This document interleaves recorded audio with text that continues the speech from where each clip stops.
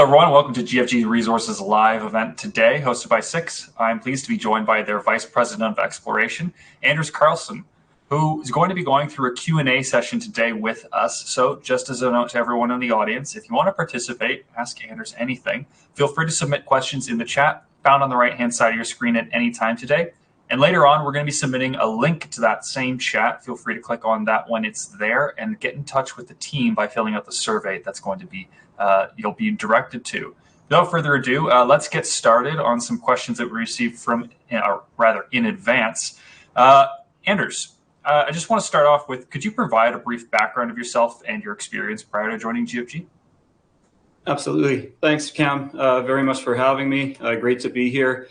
Yeah, so my background is obviously hard rock from southern Manitoba, small farming community. So my BSc and masters were at University of Manitoba and Laurentian University, respectively. So definitely rooted in Archean geology in Manitoba, Ontario, and Quebec. Worked for a major, some government mapping, and a junior in my first few years.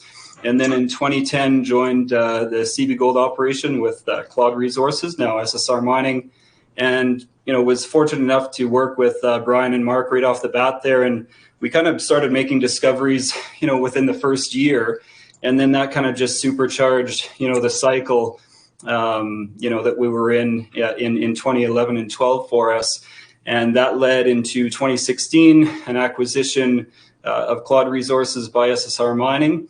And then, into that kind of period, a lot of business development work post 2016 with the new group, leading to the merger with Alacer Gold in 2020. So that's kind of, where I've been the last 12 years is mainly exploring, within Saskatchewan Paleoproterozoic belts, but also working with the global exploration team within SSR Mining, looking at other projects globally, and working a lot on near mine exploration within the operations. Okay, great. Absolutely. I'm wondering if you could just dive in a little bit more to the motivation that made you move from SSRM to GFG. 12 years looking at the same rocks. It was wonderful. Like I said, Paleoproterozoic rocks. A lot of my background is within Archean systems, and so when Brian and Mark, we keep in good touch. We're good friends, obviously. We worked together for 6-7 years, had good success.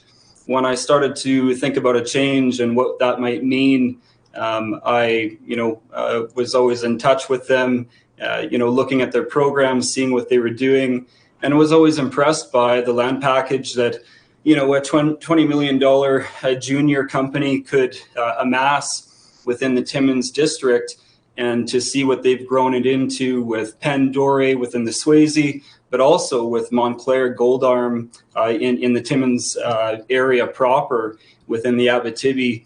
Just really impressive to me how they were able to achieve that. So very attractive to look for new gold deposits within one of the greatest mining camps within the world. And so that was the main draw for me in terms of technical. But like I say, having worked with Mark, Brian, Rick, Marilyn here in Saskatoon, through the Claude Resources acquisition, and through that really kind of laid the foundation for the people that I knew that I wanted to work with in the future. No, fair enough. Absolutely.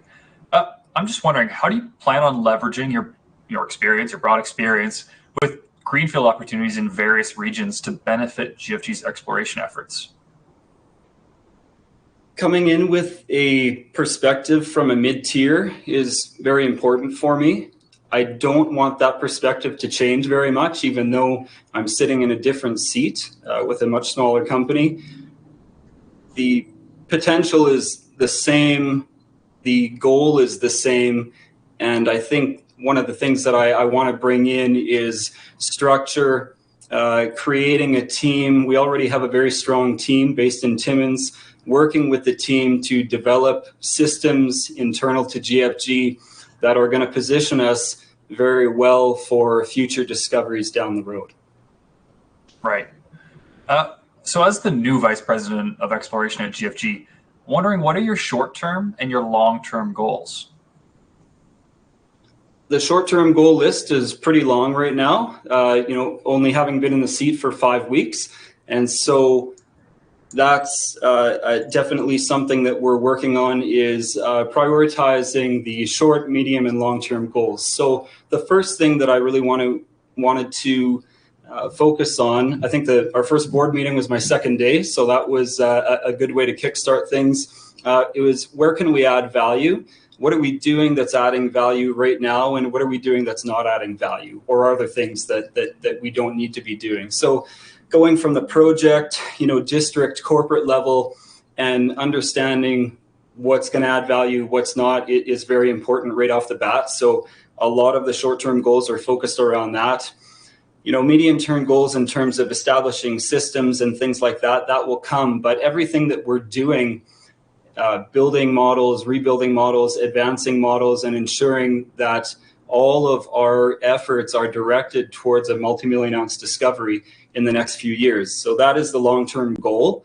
Long-term for our group is 3 years, something like that. And so, they're shorter timelines than you might see in a mid-tier or a major company, but those are the goals that we're working towards.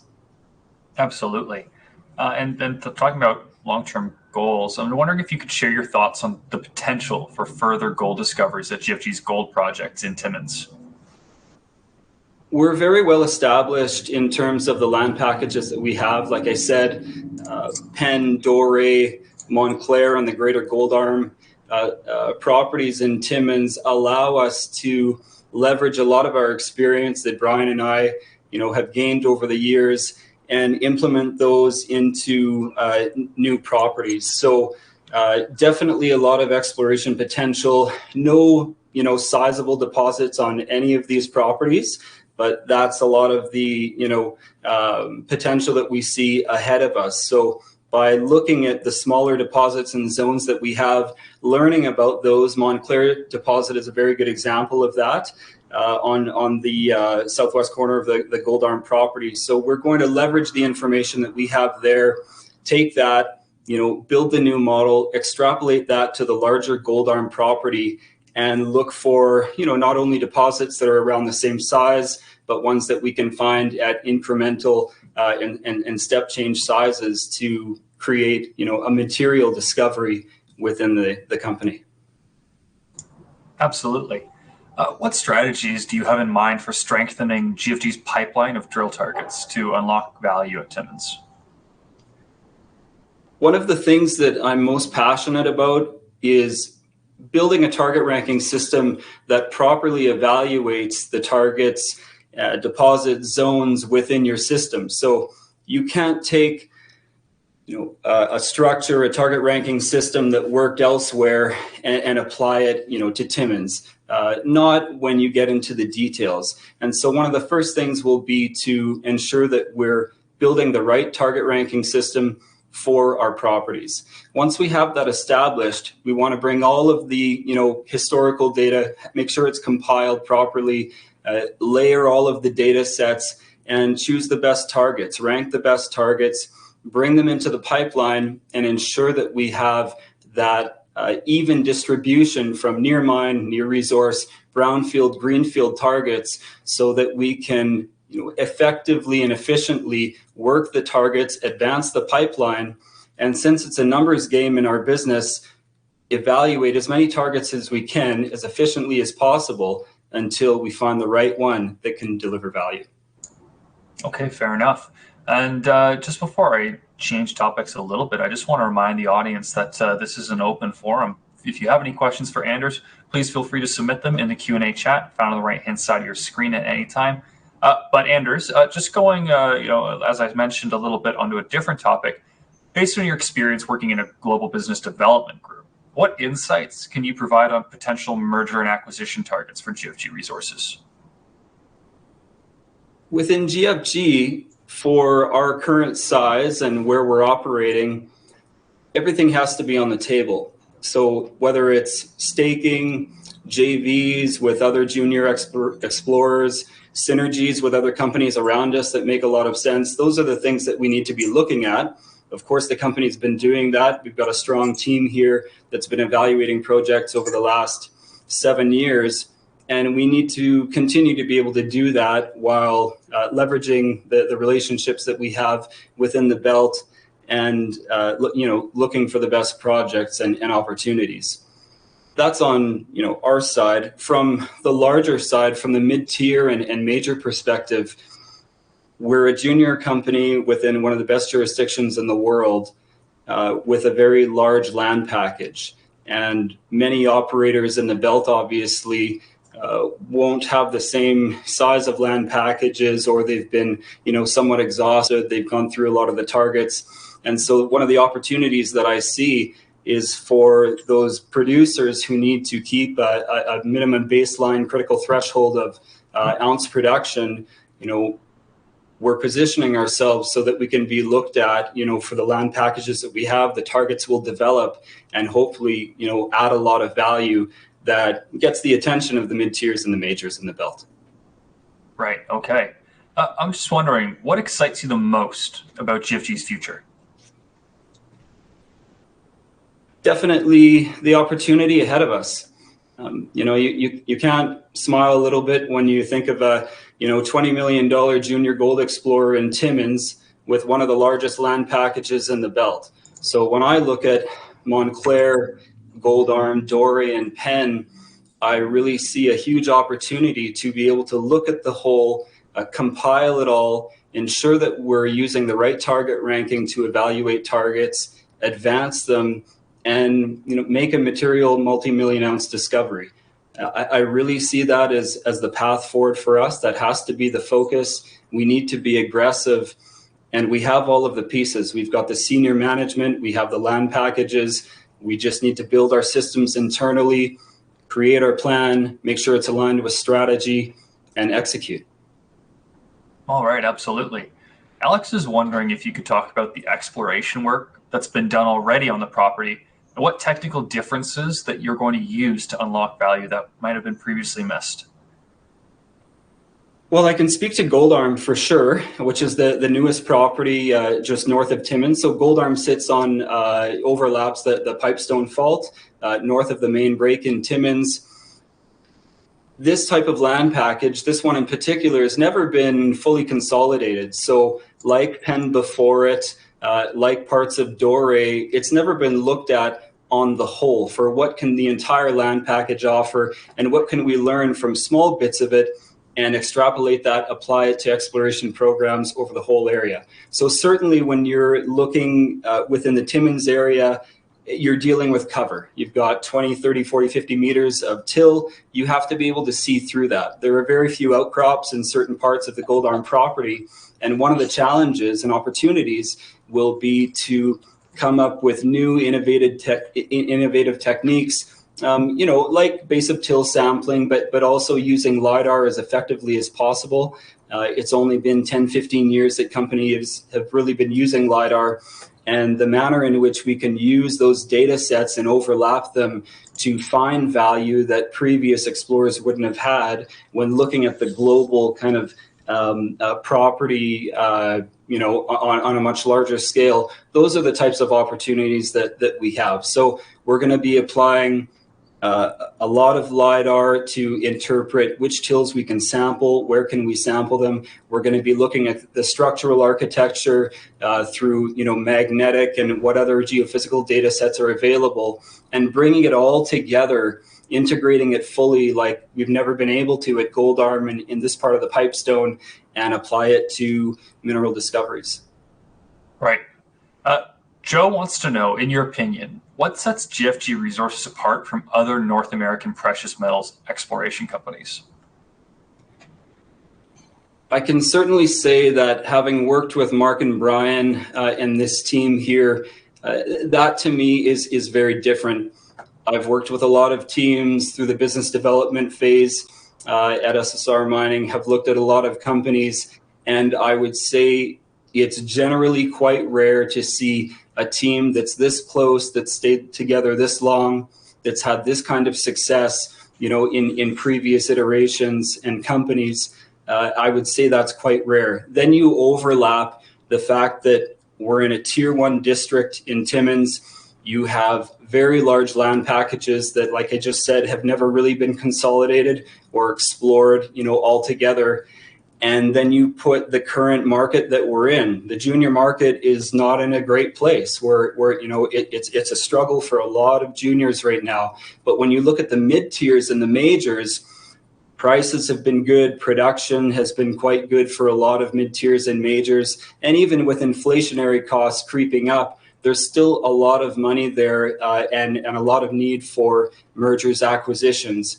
And so at $20 million, I really see GFG as a great opportunity internally for us to go and aggressively explore, compile land packages, and go out there and build value. So a lot of companies have a few of these things. I really see us as having a lot of them and everything we need to go out and make a material discovery. Right. Bill wants to know, how much money do you need to raise in the next 6 to 12 months? Better question for the people next door here, but we just raised about $4.3 million in the last couple months. So we're fully funded for the next year plus in exploration. I wouldn't say we would have any need to raise any money in about the next year. Okay, fair enough. Joe says this, maybe that they missed it, but do you have experience in mineral exploration with geology directly or similar to the geology in the Timmins district?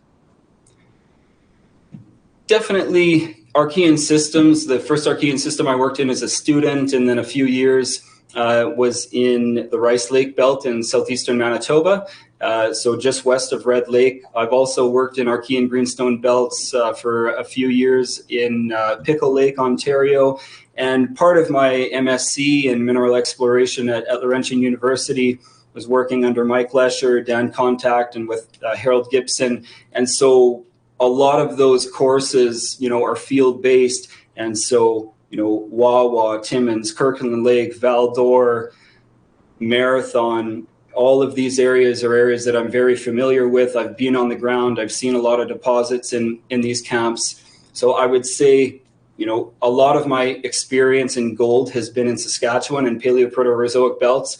But, you put some more alteration over it. The alteration systems in these Archean camps are much more significant than what you would see in a typical Paleoproterozoic camp. And so, yes, the rocks are very familiar to me. The terrains are familiar. But the intricate nature of the deposits and just the enormous, number of ounces of gold in Timmins, that's new for me. So I'm definitely, in a steep learning curve right now in terms of learning the belts, learning all the assets. But overall, the geology for me is very familiar and very, confident that we can go forward seamlessly and get right down to the exploration part. Okay, awesome. Joe also has another question. He's just wondering, are there any new exploration technologies or methods that you're looking to use that could be beneficial to GFG? Definitely. As I stated before, looking through the till is one of the biggest challenges that we face. And it's not just in the Timmins area, it's, in parts of the Yukon, Northwest Territories, Alaska, overseas, and in the Lapland belts and in Finland, things like that. So it's an issue that a lot of different groups are trying to tackle. And there's a lot of research being done on new techniques to look at different ways of seeing through that cover. Now, at Montclair Gold Arm, the till thickness is 5 to 20 meters, roughly on average. On the eastern parts, there's almost no till, so you're right on bedrock. But there are definitely a lot of techniques on the till side, sonic basic till sampling, things like that we need to look at in terms of upping our game to be able to go out and make these discoveries. I think integrating multiple data sets is one of the most powerful things we can do. You never want to rely too heavily on any one or two criteria or data sets when you're trying to target in a covered terrain. You really need to look at it from a holistic perspective, overlay all of the data sets, and where you've got 5, 6, or 7 overlapping, that creates a target, even if one single data set, didn't create it on its own. Okay, fair enough. Well, listen, Anders, I think it's been a great conversation so far. It's great to meet you. It sounds like it's very exciting at GFG right now. That's it for today at this point. Looks like all the questions that we received. So I want to thank you. And of course, I want to thank everyone in the audience who's joined us today. But before we wrap up, I just want to pass things over to you if you have any closing remarks for the audience. Thanks very much, Cam, for allowing us to tell some of our story today. Just want to thank everybody for viewing and watching today. Thanks very much for following the story. I'm very excited. It's wonderful to be here as part of the GFG team. I'm very excited in terms of what we're going to do together. We're just getting started, so please keep tabs on what we're doing. Follow us, send us questions, and hope everybody's on board for the ride. Thanks very much.